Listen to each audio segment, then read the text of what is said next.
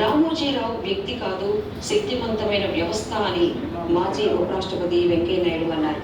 అఖండ తెలుగు జ్యోతి ఆరిపోయిందని ఆవేదన వ్యక్తం చేశారు. రామోజీ పార్థివ దేహానికి నివాళులర్పించిన వెంకయ్యనాయుడు ఆయన చేపట్టిన కార్యక్రమాలు భవిష్యత్తు తరాలకు ఆదర్శమని కొనియాడారు.